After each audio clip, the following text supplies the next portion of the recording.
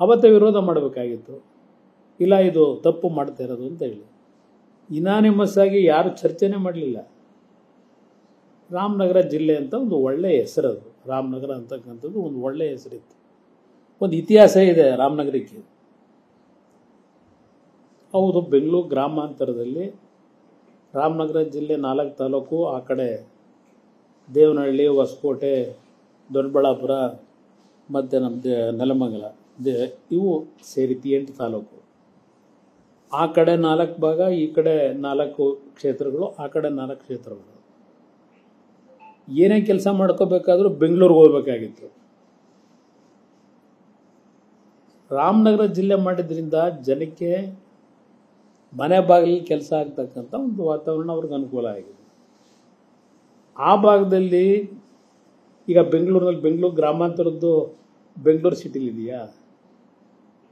ಆ ಜಿಲ್ಲಾ ಕೇಂದ್ರ ಇರೋದು ದೊಡ್ಡಬಳ್ಳಾಪುರ ರೋಡಲ್ಲಿ, ದಾಬಸ್ಪೇಟೆ ರೋಡಲ್ಲಿ ಜಿಲ್ಲಾಧಿಕಾರಿಗಳ ಕಚೇರಿ ಎಲ್ಲ ಇರತಕ್ಕಂಥ.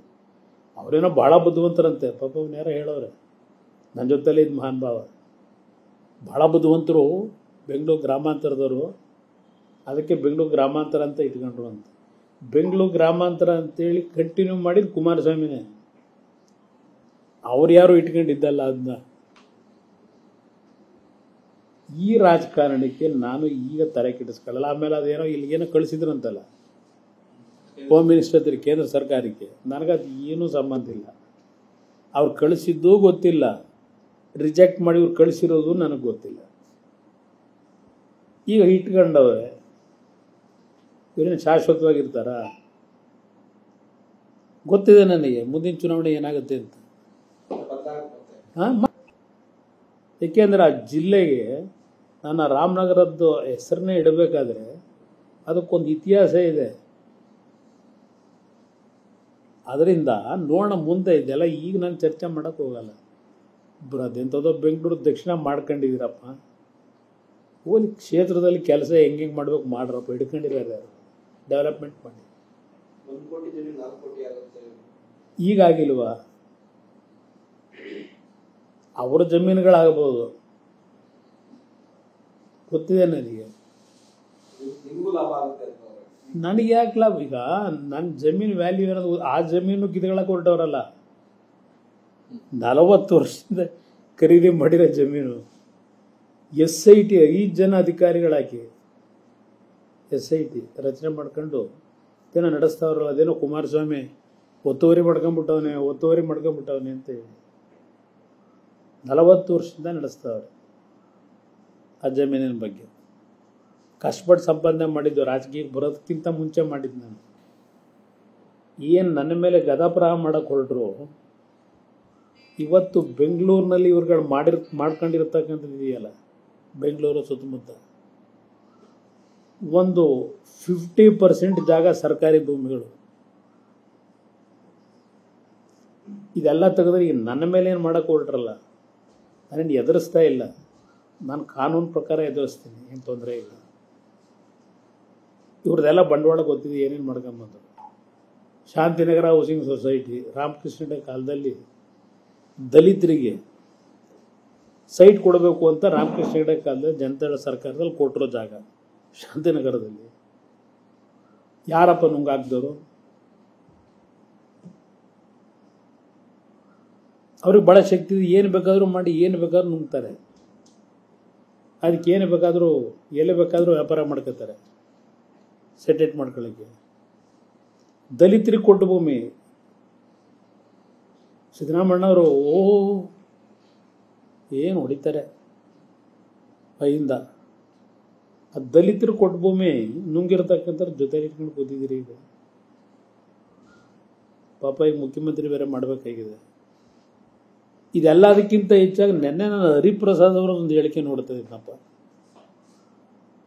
ಅದೇನೋ ದಲಿತರು ಅಂತ ಹೇಳಿ ಸ್ತಬ್ ಮಾಡಲಿಕ್ಕೆ ಪರಮೇಶ್ವರ್ ಮೇಲೆ ಇಡಿ ಬಿಟ್ಟು ದಲಿತರಿಗೆ ಅನ್ಯಾಯ ಮಾಡ್ತಾ ಇದ್ದಾರೆ ಅಂತ ಅವ್ರು ಹೇಳಿರೋದು. ಹರಿಪ್ರಸಾದ್ ಅವ್ರಿಗೆ ಹೇಳಲಿಕ್ಕೆ ಬಯಸ್ತೀನಿ, ಇವತ್ತು ಪರಮೇಶ್ವರ್ ಈ ಸಂಕಷ್ಟಕ್ಕೆ ಒಳಗಾಗಿರ್ತಕ್ಕಂಥದ್ದು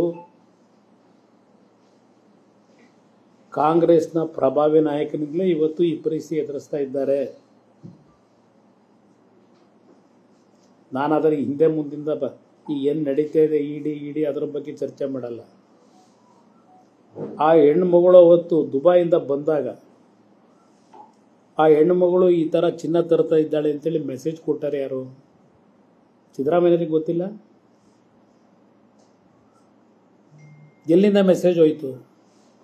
ಕೊಟ್ಟಂಥವ್ರು ಈಗ ಪ್ರಹ್ಲಾದ್ ಜೋಶಿ ಅವರು ಏನು ಹೇಳೋರೆ ನೆನ್ನೆ, ಕಾಂಗ್ರೆಸ್ನಲ್ಲಿನ ಮಂತ್ರಿನೇ ಅವ್ರಗಳೇ ಮೆಸೇಜ್ಗಳು ಕೊಡ್ತಾರೆ ಅಂತೇಳಿ. ಅವತ್ತು ಆ ಹೆಣ್ಣು ಮಗಳು ಆ ಚಿನ್ನ ತರಬೇಕಾದ್ರೆ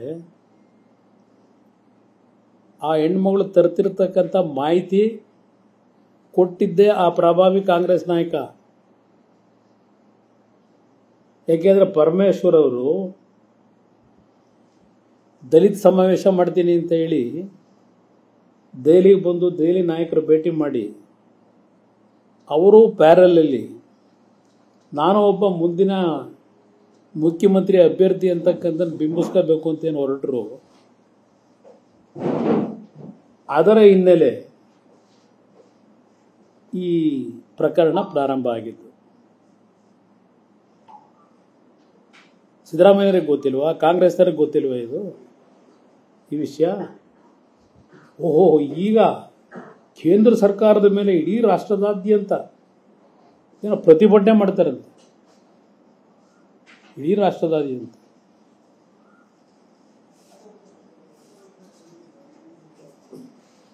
ಇಲ್ಲಿ ಅವ್ರ ಪಕ್ಷದೊಳಗೆ ಇರ್ತಕ್ಕಂಥ ಮಹಾನುಭಾವರುಗಳೇ ಮುಂದೆ ಮುಖ್ಯಮಂತ್ರಿ ಸ್ಥಾನಕ್ಕೆ ಟವಲ್ ಹಾಸ್ಕೊಂಡು ಕೂತಿರೋರೆ ಇದೆಲ್ಲ ಪ್ರಕರಣಕ್ಕೆ ಕಾರಣಕರ್ತರಿದ್ದಾಗ ಯಾವ ನೈತಿಕತೆ ಇಟ್ಕೊಂಡು ಪ್ರತಿಭಟನೆ ಮಾಡ್ತೀರಿ ಕೇಂದ್ರ ಸರ್ಕಾರದ ಮೇಲೆ?